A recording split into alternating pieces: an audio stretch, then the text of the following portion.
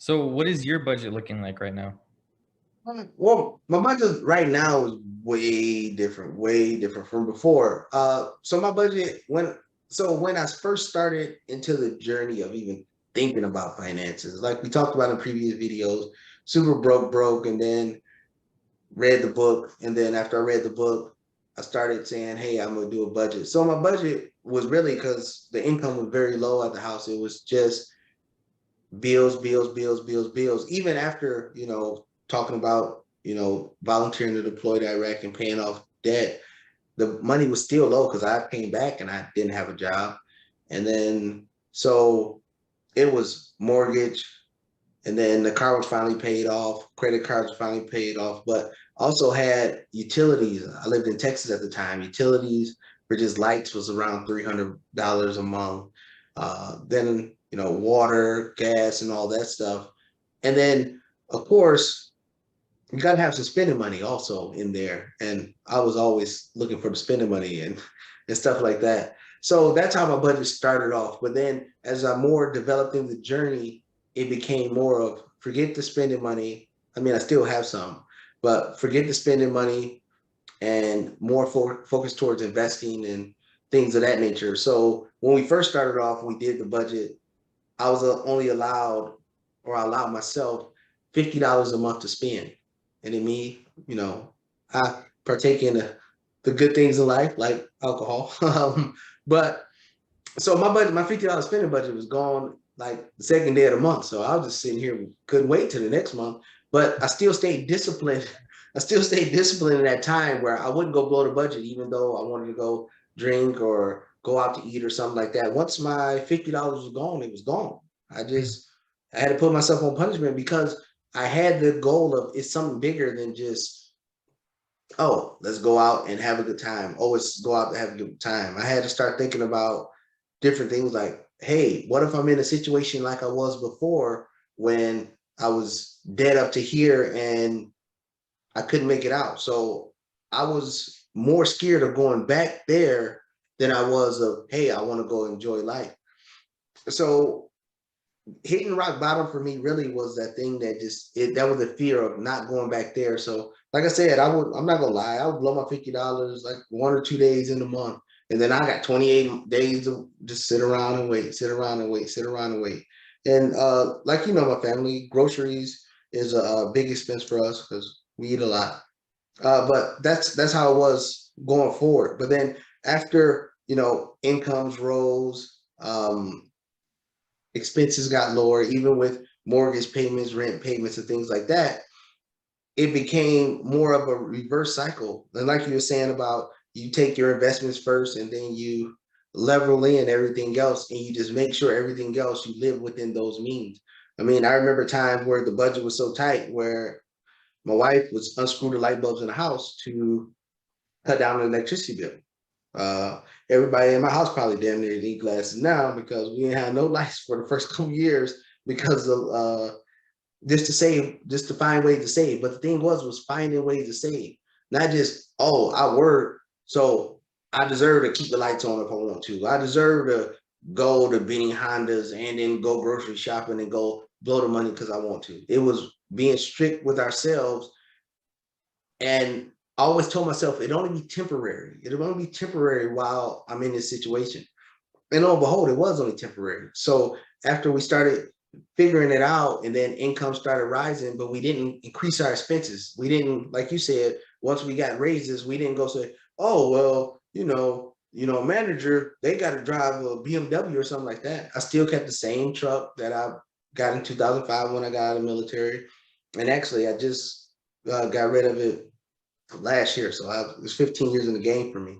But we didn't elevate our expenses up to our income as it rose. And then what we did, that gap between where we is at, we set our budget and the extra income that we was having, we didn't just say, oh, well, we make more money, let's just go blow it. Yeah, we increased our personal income. So my $50 a month has grown over time. So I can drink a little bit more during the month, I still don't make it to the end of the month, but I can drink a little bit more during the end of the month. But it allowed us to, that extra gap between what we was making and now, it allowed us to start investing and things like that, to start thinking about retirement and growth and what's going to happen when we older, and thinking about kids and funding their college funds and things like that. Yeah, I mean, as far as our expenses now, um, there's definitely a different mindset behind it with we can get more into this in a different video, but as far as having a LLC where uh, many of your expenses can be deducted. So a lot of my just expenses, not even considering what I put into investments, but just expenses alone. Before I spend the money, I think to myself, can I write this off, and can I get some kind of benefit out of it before I spend my money on this? Right. And yeah, and that's just more of a mindset of thinking more of financially. Everything has a financial moat behind it instead of an emotional moat. Like we always talk about, money is emotion. I feel like the most emotional people are the people that usually don't have the least amount of money, because their emotions drive their decisions, and money is only emotion. So just like if you see a Fendi bag, Gucci bag, or Jordans, like we said, uh, or anything, of value, and you just go, oh, I gotta have it, I gotta have it. And then emotionally, you go, and then you spend the money, and then you might use it once or twice, and then it's just a paperweight or just something that's just holding up your closet. And then next thing you know, you have a whole bunch of them. I mean, I was in the same situation. I had over 70 pairs of shoes. Um, and I used to have, hats galore and all this stuff, clothes up the wazoo. And I actually, when I moved here to Florida, I donated a lot of that stuff and gave it away. But that was more, I say 99% of that stuff that I had, shoes, clothes, hats, and all that, it was stuff that I bought when I was broke. And I was trying to live that image of, hey, I got money, when really I might look like $1,000, but I got negative $20 in the bank. So that's exactly the life I was living. I mean, I always say, fake it till you make it. I was the ultimate fake it till you make it kind of person. And those were just different changes that I made to realize that, you can make a lot of money if you just actually focus on the money aspect of it only, and then everything else will take care of itself. Um, I think, was it Dan Pena or was it Grant Cardone said money ain't everything, but whatever money came by, I don't want it. That's Yeah, that's yeah. it. So who said that? I think it was Dan Pena. Yeah, Yeah, yeah. And then but that's just the mindset of it. And or I think the the owner of the Mavericks, I believe he said, I've been rich before and I've been poor before. I'm more happy with being rich. So those are just the mindsets, and it's not them bragging or being gaudy. It's, hey, that's what it takes. And everybody, no matter who it is, no matter if it's LeBron James, the Dan Penas, the Grant Cardones, the Dave Ramseys, no matter who it is, the net worth, they will always say you have to live on less than you make. If you live on exactly what you make, you'll always be broke. I mean, that's why you see 53% and then 62% of NFL players, once they retire from the active sports, they're bankrupt because they're living on up to their income. You have to live I'm not gonna say way below, but you got to live below so you can start having extra funds to actually put away, to invest, to maybe start a business and things like that. If you don't have the capital to start the business, it don't matter. No matter how good your ideas are, they will never reach fruition if you don't have the capital to put behind it. Yeah, you can crowdsource and then ask people for money, but then you have partners and you got to share your ideas and concepts with other people. When if you just sit back and save some money and put it aside, you can reap all the benefits yourself.